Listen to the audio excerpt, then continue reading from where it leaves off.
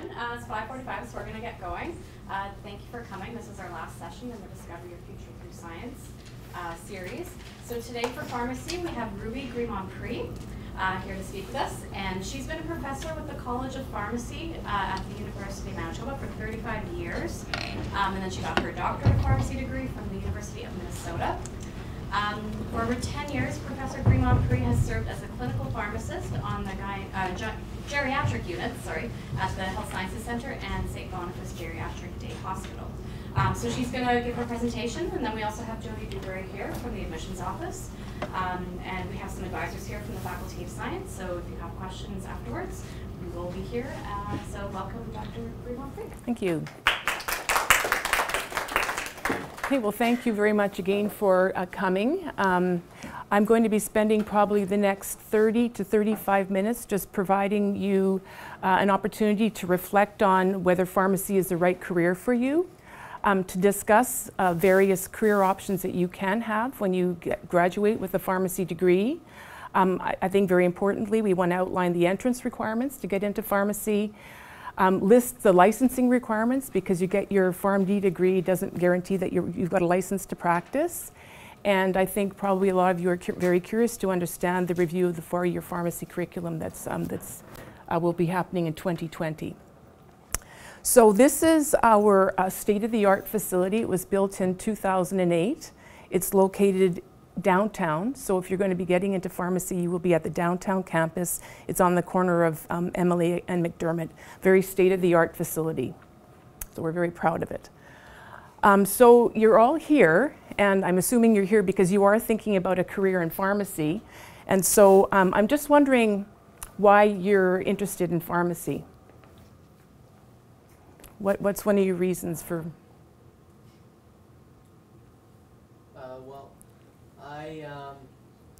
I got to know my local pharmacist really well. My mom was struggling with some pain. She had CRPS. Okay. And he had a huge impact on her life. Okay. There was one time where she was, it was 8 o'clock at night, and she was just unbearable pain, that type of thing. And she contacted him, and he was able to just open a pharmacy and get her, I guess she had run out of the medication she was taking for the pain. Right. So it had a huge impact on her life, and that sort of, I guess, community impact and personal impact is a big part of why I'm Beautiful. into something like that. Beautiful. Yeah. So just the impact that it's had on you, the personal impact that a pharmacist can have on the health and well-being and suffering of individuals is a really important reason to want to get into pharmacy. Anything else? Anybody here because you want a guaranteed job? So that's one of the reasons, is that the opportunities in pharmacy, once you graduate, the job opportunities are really actually quite good. And so it's a nice thing. Be honest, any of you here for money? There is a little bit of incentive. Pharmacists do make starting about $80,000 a year.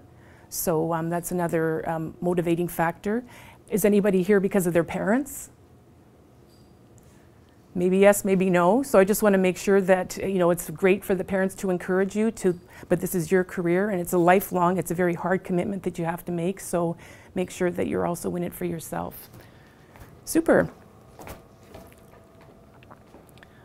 So these are some of the reasons you might consider. Any other reasons that come to mind, being a pharmacist? Actually, my main reason, I remember walking by the pharmacy building here back in the 70s, my main reason was because I loved drugs.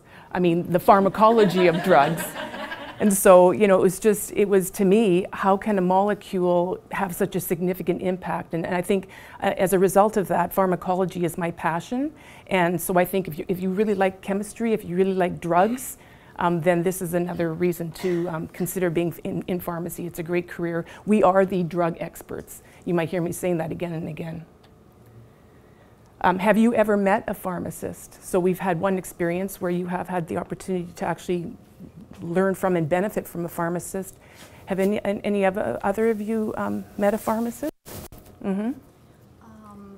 My family has chronic pain or chronic diseases, history, so I've always been the one who's going to pick up the medication for my family. So I've always been on a one-on-one situation with with the pharmacist to get consultation of any sort. And I've worked at Taché Pharmacy before. Super. And had a great mentor and seeing how it was run, and I loved it. Super. So again, personal experience with a pharmacist, but now mentorship. So having the opportunity to actually meet up with a pharmacist, shadow the pharmacist, learn from the pharmacist, understand really what the role of a pharmacist is and could be is really important. So I would strongly encourage you to take the opportunity to meet with a pharmacist and just let them know that you're interested in pharmacy and allow them to share with you their experiences, just so you really get an idea of what it is you're getting yourself into. And do you know the career opportunities for pharmacists? So far we've heard, I presume, a community pharmacist. Yeah, he owns his own pharmacy. Owns his own, so he's got a business. Yours was Taché, a community pharmacy. Any other thoughts about opportunities once you've got your pharmacy degree? Mm-hmm. Pharmaceutical companies. Excellent. So yeah, in a pharmaceutical company, you can be the person who sort of helps to sell the drugs. You can be the person who's involved in manufacturing of drugs, drug discovery. Those are all opportunities within the pharmaceutical industry. Great. A lot of them are out east, but I think we're seeing more pharmaceutical industry happening here in Manitoba as well. Mm-hmm. Like ward-specific, like pharmacists, sorry, like at hospitals? Yes, okay. So yeah, there's the opportunity to not only be in the community, but also in the hospital. And also now what we're seeing is primary care clinics.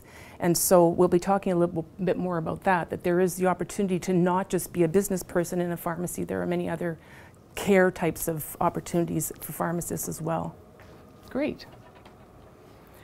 So here's some other reasons that I'm hoping you can reflect on that are reasons for you to choose to be in pharmacy. We've already talked about it, help people achieve health and well-being. So we're not only talking about treating ill people, but also trying to keep them healthy. And I think we heard twice on 2 occasions pain. Pain is a very common issue that we have to deal with. And what's exciting to me is it's also an interprofessional opportunity for you to interact with other healthcare providers. So that's a really good example, the treatment of pain. You do get the chance to interact with other healthcare professionals at the University of Manitoba. We have a strong interprofessional education link where we do learning, for our pharmacy students learn with, from, and about dental students, dental hygiene students, physical therapists, respiratory therapists, occupational therapists, social workers, kinesiologists, medicine, nursing. So we try to explicitly get the students together so that they can learn about their scopes of practice and how to be collaborative with one another. As we mentioned, there's lots of opportunities, not just being in the community pharmacy when you've got your pharmacy degree. There is some mobility and there is some stability and flexibility as well. So if you're one who maybe doesn't want to just have a 9-to-5 type of job, 5 days a week, oftentimes there's lots of flexibility in where you practice and the times that you practice. What's really exciting, especially now, is innovations in drugs. They're not just the basic types of drugs we're getting into, biologics and a whole host of other types of therapy. So if you're into drug discovery, then it's foundational that you have a pharmacy degree. Emerging evidence in drug therapy. I mean, I remember one year I was lecturing, I prepared my lecture notes on menopause over the summer, but my lectures were in January, and by the time, January had come, the evidence had completely changed around the use of estrogen in menopause therapy, and so it's forever changing. So we're not a faculty where we want you to memorize, we want you to learn how to learn, because that's basically the way medicine goes, is it's an ongoing, really exciting, evolving opportunity. And we are also, I don't know what the data suggests recently, but traditionally, we're the #1 most trusted health professional, according to surveys, even above theology. So we're a very highly respected member of the community, which is important, because it means that you should have a good role or sense of responsibility for the community that you serve. So is pharmacy right for you? It is a career that has a wide array of attributes. It requires a lot of attributes. You need to be an effective communicator. I'm going to emphasize that probably again and again. As you go through pharmacy, you begin to develop medical jargon. And so when you're talking to somebody like you are right now, where you're relatively naive as it relates to therapies, you've got to remember that hypokalemia or hyperlipidemia or HMG coenzyme A inhibitors are not normal language, and so you have to be able to communicate. And so we do spend a lot of our time in the curriculum trying to teach you to be effective communicators. You'll need your computer skills. I think you guys are probably pretty good with your computer skills. As I've mentioned, you have to be interested in continual learning. As a profession, you have to continue to get continuing professional development units to get your license every year. So it is mandated in our profession that you keep up with your learning. Scientific aptitude, especially pharmacology. Counseling skills, sort of like communication skills. You've got to be meticulous. There is some memorization, so you do have to have a good good memory, analytical skills, leadership skills, and interpersonal skills. So we want somebody who's got all of these attributes. I would say probably most importantly is the ability to link, to try to be a human that has interpersonal skills, so you really can communicate and collaborate well with all people, yet have scientific aptitude, because that requires a different cognitive domain, and leadership skills, because things are forever changing and evolving in pharmacy, and we have to advocate for our profession and also advocate for the people that we serve. So those are probably the three most important attributes that I think you should have as a pharmacist. So just to be a little bit more didactic, here's some of the attributes of a good pharmacist. You have to be dedicated to helping people, and I think that's what we've heard, is that the stellar pharmacists aren't the ones that just, what I used to say, count, lick, stick, and pour. You know, they used to be like that. They'd stay behind the dispensary and they just hang on like this, you know, or in the hospital they would stay in the basement. You've really got to be somebody who really wants to be there to serve the people. You've got to be compassionate and caring, not just artificial, but sincere. Again, communication is going to come again and again and again. You've got to be a good, effective communicator. Humans are not simple, so you have to be a problem solver. Most of our exams aren't just, we don't do multiple choice exams in pharmacy. It's not memorizing.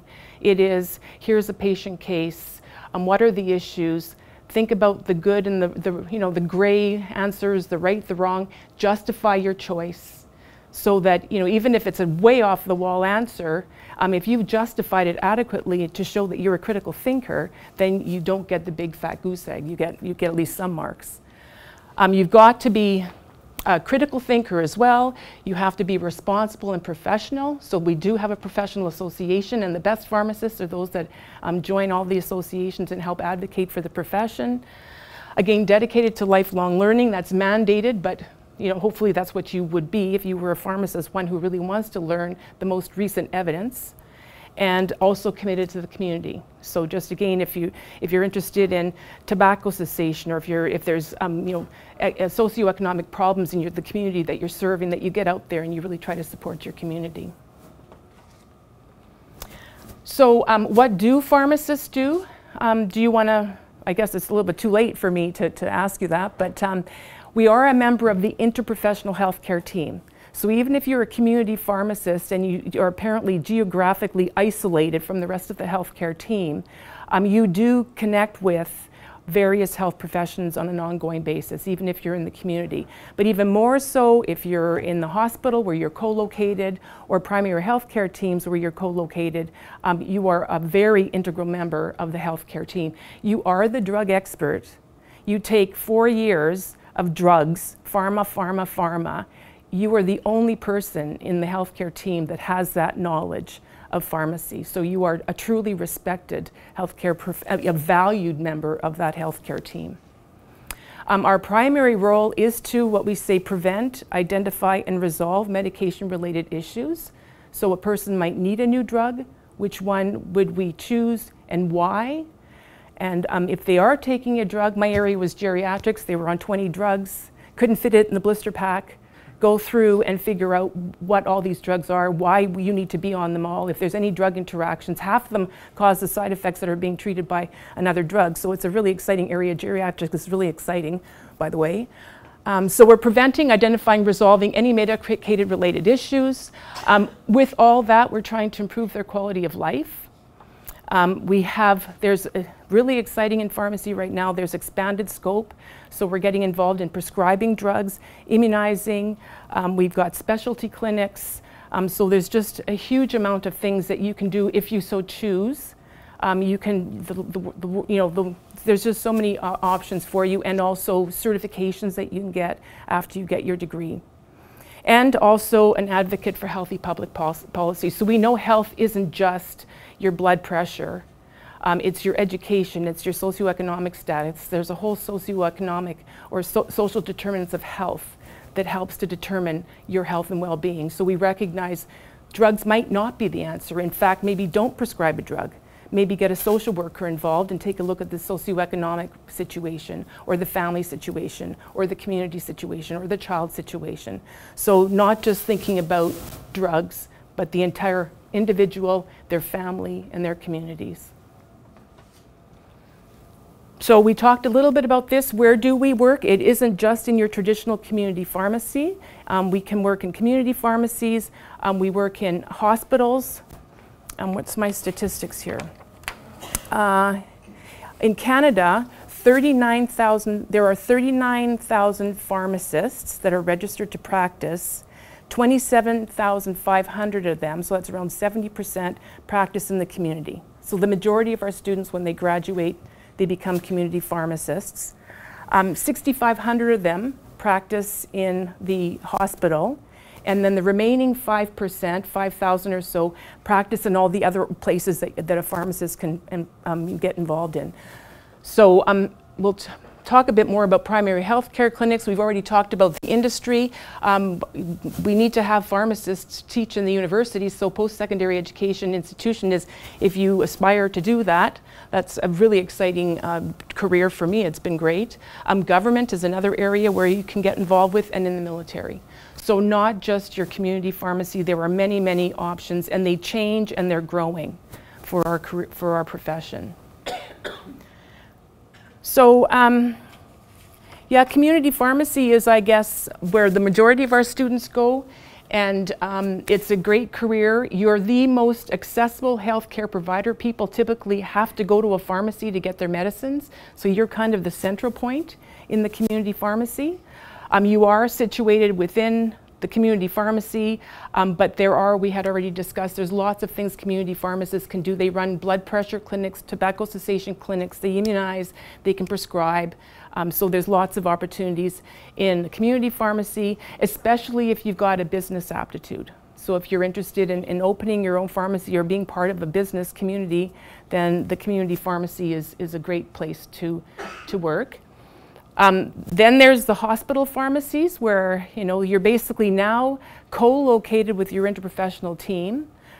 People are sicker, whereas in the community they're well, they can walk in typically. Here they're typically sicker, but you can specialize. So typically the wards, as you may all know, the wards are sort of segregated. My area is geriatrics. I was on D5, and I worked with the interprofessional team only on geriatric individuals. So you can do renal, you can do cardiac, you can do any part of the body. There's specialty areas in that regard, and drugs are part of those specialty areas. So hospital pharmacy is a really exciting career. And then probably the most exciting trend that's been happening over the past probably 10 or 15 years is this idea of community clinics or primary health care clinics. Again, the health professionals are all co-located, but as opposed to being in a hospital where people are more sick, here you're trying to maintain health and well-being. And these have been very, very successful. People find that they're accessible. And again, you stay at one place and you've got your interprofessional team of healthcare providers contributing to the care of that patient. And what are we? The drug experts. So we're the ones that help with identifying, preventing, and resolving medication-related problems. So a very valued member of that team.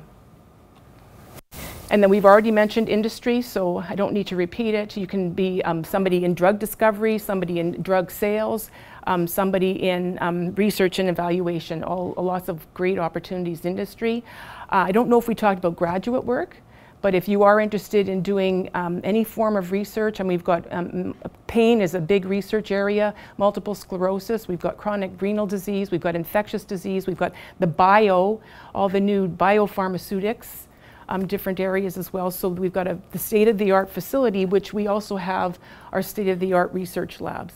And so you will be in an environment where you have an opportunity to do your master's degree and a PhD and proceed in that specialized area of research and scholarly works. So I guess the next thing I wanted to talk to you about is, the big news that I don't know if you know or not, but we are not taking admissions for 2019. There will be no admissions for 2019. For all of you, your next opportunity to apply into pharmacy will be the January-March 2020 opportunity, just so you know. So the requirements at high school are here. You need to take your pre-calculus at 40S, chemistry 40S, biology 40S, and you need to get a minimum of 60%. And then what you need to have is at least 2 years of prerequisites. So in total, we're requiring 60 credit hours. And so the courses that we have as prerequisites are chemistry 1300 and 1310, biology 1020 and 1030, microbiology 1010, only one calculus, either Intro to Calculus 1500 or Differential Calculus 1230, and then a basic statistical analysis. So those are all your 1,000 courses. And then you also need to take Biochemistry 2360 and 2370. Also Introduction to Organic Chemistry 2210, and then Human Physiology 2410 and 2420. So those are your prerequisite requirements. That totals 36 credit hours, and then the remaining 24 credit hours can be electives. And of those, we require that 12 of the credit hours are humanities, social science electives, and then the remaining 12 are open electives that you can take from any college or faculty. And I do strongly encourage you, this is a very fast presentation, it's a lot of information. I do encourage you to please look at the student admissions website. It's all in there and explains things in a lot greater detail. That's the core courses and the elective courses. Another component of the admissions is going to be what we call the critical skills essay. And for that, it's booked, I think sometime in April it will be booked in 2020. You have 1 hour, everybody has to write it at the exact same time. You have exactly 1 hour to write the essay. The essay has to be between 300 and 500 words in pen. So remember, 300 to 500 words in pen, because we often get in pencil, and sometimes we get the word count wrong, and we have to eliminate, out of fairness to all students, we have to be consistent in how we eliminate them. And some students write only 200 words, and some students write 1,000 words, and that's just not fair to the other students that are applying. So we're very strict about our criteria here. Basically, the essay is, and I hope you get this in high school, that you're provided with a reading, maybe 2 or 3 paragraphs long, and then a proposition, and you're being asked to respond either for or against that proposition. And we use a very structured grading process. At least 2 independent reviewers actually assess your essay, and we use a rubric that's got a lot of really good reliability and validity. And what we're looking for specifically is what's the precision of your response to the topic. So there's a proposition, speak about the proposition, don't go off on tangents that don't substantiate what you're saying. You've only got 300 to 500 words. We look at the focus the organization, and the development of your argument. So you're either arguing for or against the proposition. And then, of course, we're looking at the control of expression, grammar, and mechanics. So that's the critical skills essay. And new, which we've never had before, is the Pharmacy College admissions test. There's the MCAT, there's for the medicine, there's the DAT for the dental. This is the PCAT for pharmacy. And it does assess your academic ability and your scientific knowledge. And just for your information, the PCAT will need to be completed by January 15th of 2020. And this is an external American organization that runs it, but it's a very, very sophisticated, validated test. And I've provided the, again, this would be on the bulletin as well or on the website, the pcatweb.info website to learn more about that. It's an external organization, you have to pay money, and there's some paperwork that needs to be involved where you can use the tests and apply to different colleges if you want to. So, after you've done all those things, we calculate your adjusted grade point average. And if your AGPA is less than 3.5, then you won't get in. Then we get your pharmacy college, your PCAT test score. And we have your critical skills essay. And 60% of the AGPA goes into the calculation, 30% of the PCAT goes into the calculation, and 10% of the critical skills essay goes into the calculation for a total of 100. We score them, we rank them, and we pick the top 55.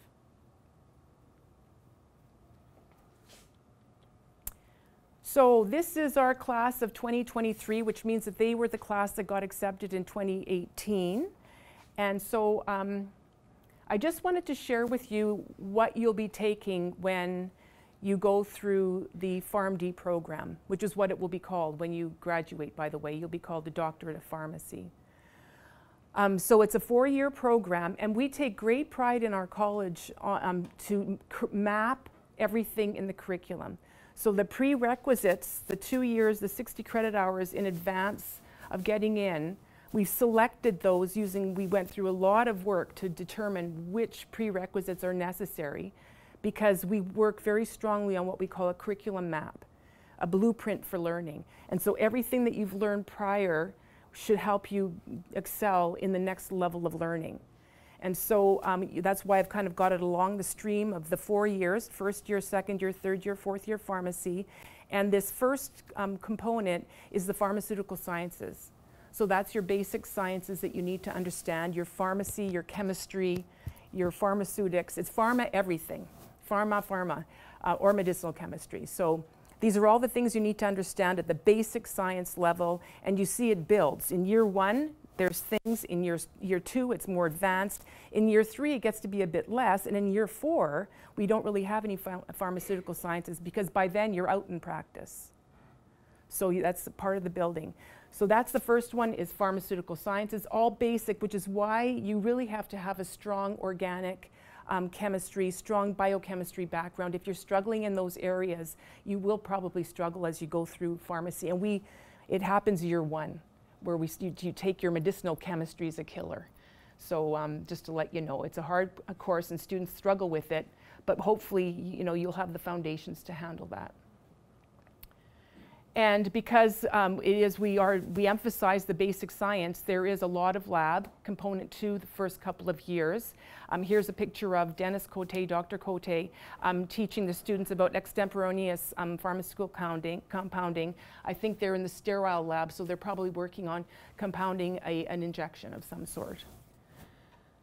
And here again is extemporaneous pharmaceutical compounding and the use of sterile technique, and being very, very accurate and precise. Again, these are some of the skills that we talked about. You can't move a decimal point by 1. You've killed somebody if you've given 10 instead of 1 microgram or milligram. So you've got to be very, very accurate in pharmacy. Then in second, the other emphasis or the other stream is the clinical applied sciences.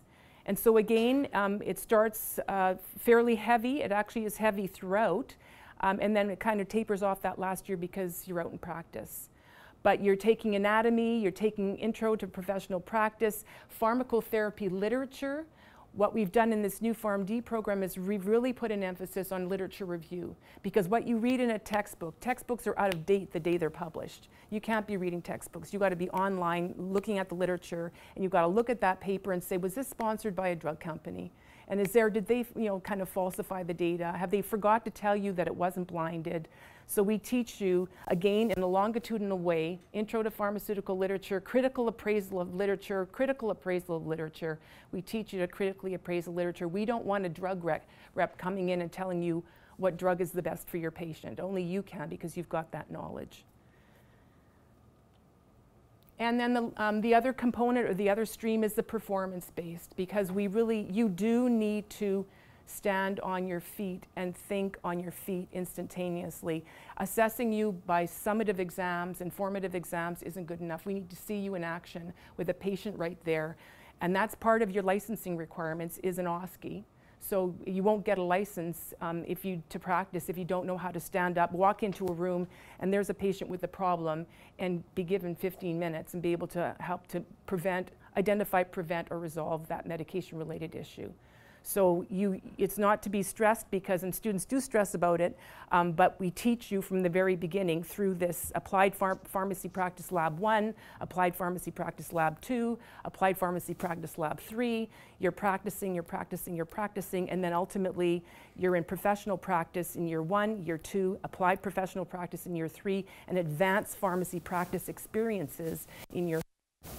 So a very, very good, strong curriculum for a very, very challenging level of knowledge or academic requirements that you need to graduate from pharmacy. So to help you, when we talk about those OSCEs, we have special rooms. So you're actually in a room and you're encountering a patient, and this is another area where you get an opportunity to practice what we call pharmaceutical care. That's the delivery of care to a patient. It's not count, lick, stick, and pour. It's actually dealing with people and going to the appropriate literature and helping to identify, prevent, and resolve medication-related issues. Okay, so this is the graduating class of 2018. Oh yes, so they just graduated. Proud of all of them. They worked hard. They're very happy. But they're not done yet. I mean, you graduate from pharmacy, you are not, you don't get a license automatically. The requirements that you need are, first of all, you need to have your PharmD. So I've mentioned again, the reason why we've delayed the admission till 2020 is because we need to roll in this PharmD program. When you graduate, you will not have a BSc Pharm, you will have a doctorate in pharmacy, or what we abbreviate PharmD. You will then need to complete the National Licensing Board exam, so it is national, and it has both a multiple choice format and it has the objective structured clinical exam format. So both knowledge assessment and also knowledge, skills, and behaviors assessment through the OSCEs. Then you'll need to meet the provincial regulatory requirements, whatever the licensing body chooses to do. I mean, right now we've just started the PharmD, so we haven't got anything set in stone, but you will need to meet whatever requirements they ask. Currently, pharmacists that graduate have to go out and work for 9 weeks. But we don't know what the licensing body is going to require now, given the fact that you've got way more hours of practice as you achieve your degree. And you also have, again, we have to emphasize again, you have to have those strong communication skills. So those are assessed a lot through your objective structured clinical exams, or OSCEs. So all I have to say is things might be in transition. That's a lot of information all at once. Please do contact the Student Affairs Undergraduate Admissions Office, and also Cheryl Lee, who's our administrator here within the College of Pharmacy. All that information is available on the website. It's better that you be informed when you make this big decision than say after the fact you didn't really know. So that was a whirlwind, but I really encourage you to ask questions, and I know from previous times students are sometimes afraid to ask questions because they think it's a silly question. Well, all of you have questions in your head right now, I know, because I'm a fast talker. So please ask a question, and we've got lots of time for questions. Yes? For the PCAT, it has to be done in January, but we won't be done all of our courses. Yeah. So is that? That's going to be an issue we'll have to think about. For medicine, it's the same sort of way where students have to take the MCAT, but they're not required to take biochemistry. Okay. So I have a feeling, and again, I can't really speak, I always have this problem, I can't speak on behalf of other people, but if you want to do well in the aspects like biochemistry and you haven't taken biochemistry yet, then you'll have to try to study for it, just as they do in medicine, I guess. Okay. But we've got that on our list of things to do, and we'll be talking about that within the next month or so. So again, this is a reason to, there's even a frequently asked questions section on the website, so please just stay tuned as we come up with a decision. That's a really good question. Thank you. So like the 2020 intake will be the first year using the PCAP as part of the admission requirement. Yes. But, have you guys sort of settled like what's the minimum PCAP score, or like not yet? Well, it's going to be determined based on the applicant pool. Oh, okay. So we'll sort of take a look to see you know, the average scores and determine it from that. Okay. So we will, the minimum cutoff will change with each applicant pool. Okay. Does the course that we've already taken, will they expire, like have expiration dates? Okay, so the courses that you've already taken, will they expire? You've got 10 years. So if 2020, you'll have until, the courses up until January 2010 would be included. Yeah. So like if I've taken like first year bio and first year chem 4 years ago, 5 years ago, they'll still be okay? Yes, yes. Jody, you back me up when I, Yeah. okay. 10 years is expired. But can I also say that when we do the adjusted GPA, we take your core courses, but then we also take your electives. And if you've taken biochemistry 5 times, Jody, help me with this. So you're only allowed 6 credit hours of repeats. Right, So okay. it used to be just a 3 credit hour course that you could repeat. Now you can take 2 credit hours. But if, for example, you have got a D in chemistry and you retake it, and you've got a D in biology and you retake it, you're okay. But if you get a D in organic chemistry, now you're no longer eligible because we always go back to the original grade for that 3rd course. So you can only repeat 6 credit hours. Only repeat 6 credit hours. And those other ones that you've taken, Yeah. they are all included. They're not included in the core, Oh, yes, I see. but they are included in They the would be elective. included in the electives. So the core average is just the courses that we're using to meet those requirements. And then any other course that's not part of those courses will be part of the elective GPA, yeah. Good questions. You had mentioned that there's 3 high school prerequisites as well. Right. So even if a student had like university biology, if they didn't have high school biology, they would be missing. Well, I guess, yeah, I kind of was wondering whether I should have put that up. It's kind of to guide junior, like high school okay. students. Because, yeah, I would assume you can't take biology at a university without some prerequisites, so. In some cases it happens anyway, I think. Yes. And so I was just wondering if. We really don't look at the prerequisites. We're kind of saying, I don't think we look that far back. We don't look at high school, so Yeah. some students might take the prep courses in university to Okay. meet those requirements. So Yeah. we're just, I think that's just to inform you, you're gonna have to have those courses in order to take biology. If you don't, then you're gonna have to take a prep course, right, to meet that requirement. Yeah. Thank you. Yeah. Yes? Are courses older than 10 years then still included in the elective GPA? No, No. no. Anything 10 years prior is. Anything is- prior to September 2010 will not be used at all. Okay, okay, that makes sense. Yeah, they're expired. Yeah. I saw online that to be eligible you need 2 years of a full course load. So just to confirm, does that include 4 courses like per semester, or is it just like 5? 24 credit hours. Okay, and then 4 2 credit years. hours September to April. okay, and then does the year that you're applying, does your course load that year matter? It count, that year could be your 2nd year, a full But time. if it's like for me that would be my 3rd year.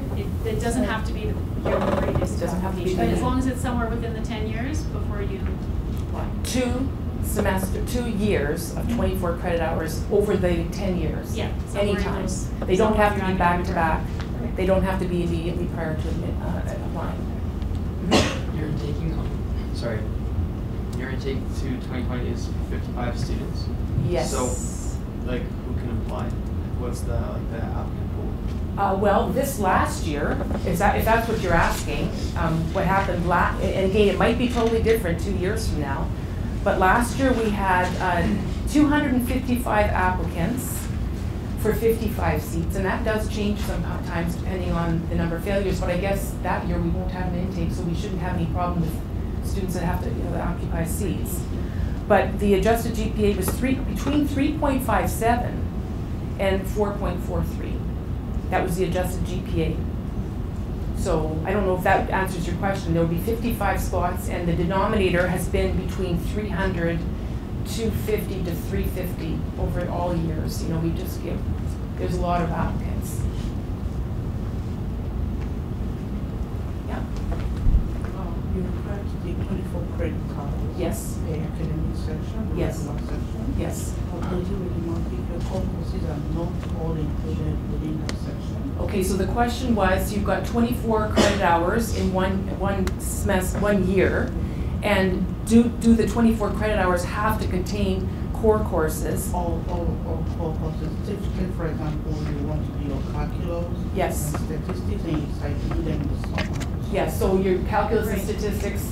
Yeah, you can take your some of the required courses in the summer, but all courses have to be completed by April of the year you're applying. So if you're applying for 2020, April 2020, everything has to be done. But if you're taking in the summers before, they will be included in the core average. Yeah. Does that answer your question?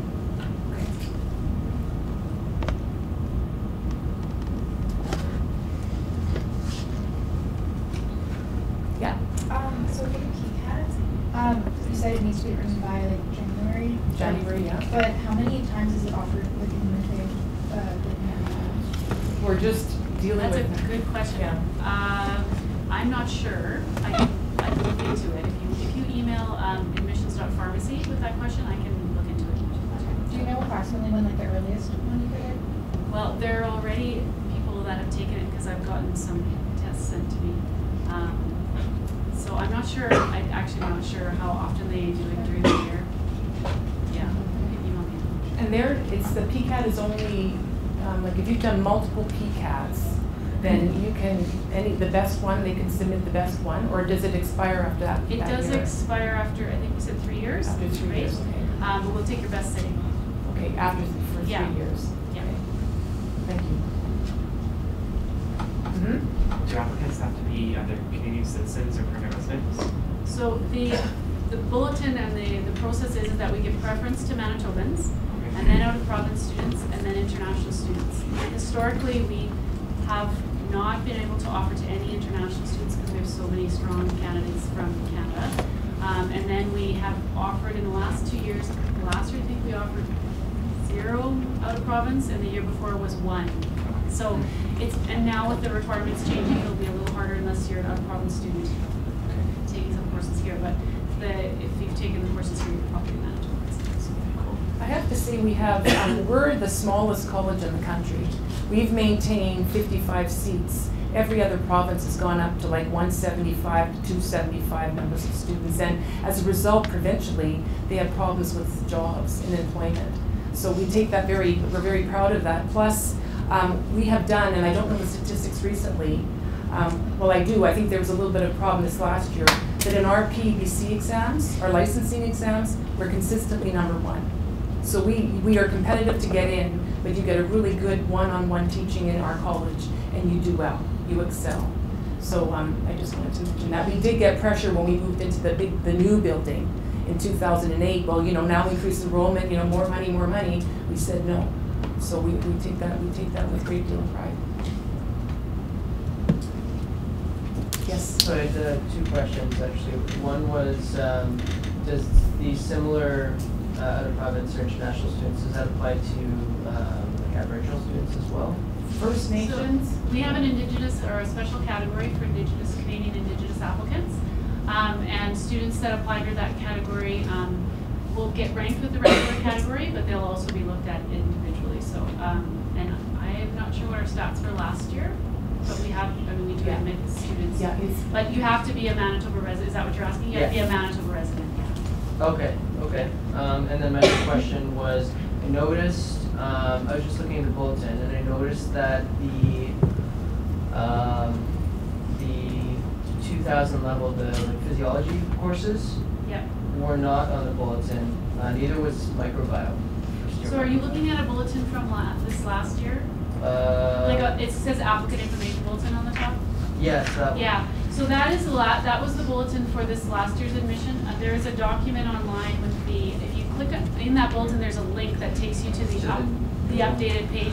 Okay. We are in the process of creating a new bulletin with the new requirements. This has all the requirements in it, but not as much detail as the bulletin will. Right, okay. So that's why those requirements are not on there, because that was for the BSc form. Okay, but Yeah. the link to that is in the applicant. Yeah, bulletin then. and it's on that page, yeah. If you can't find it, you can also email admissions.pharmacy and I can. Sounds good. Yes. So I have a question about the PCAT. Great. Do all of the prerequisites, do those cover like everything that will be on the PCAT, or are there any other recommended? I can't say with confidence, but I would say yes. Yeah. I think it'd be best if you went to that website. They have sample tests, and you can see what kind of content is on the Okay, PCAT. it's just like in particular, I was thinking about organic chem 2. Yeah. Like that would be recommended, and it's not a prerequisite. But Right. My guess is it's probably not needed, but I would have a look at the test to see what. Yeah, I mean, that's the same question as with the other question about, if you haven't taken the courses, you are at a disadvantage. But we'll have to talk about that more, but I know in medicine, they don't require biochemistry, and yet biochemistry is covered in the MCAT, so I don't know if students have to. Yes, that's why they got rid of biochemistry, was because biochemistry is covered in the MCAT. So now they test it with the MCAT, so that's why they don't require it as a course anymore. But it is recommended to have biochemistry to do well in the MCAT. So I would check on the PCAT to see what kind of content is on that test. I mean, biochemistry, we had a conversation with our pharmaceutics instructors when we were determining the admissions criteria, and they felt very strongly that we maintain the biochemistry. You are disadvantaging yourself if you don't have a foundational organic and biochemistry knowledge. So, yeah. We're taking only one organic chemistry. Yes, there's only, the new criteria is only the organic chemistry one. Yeah.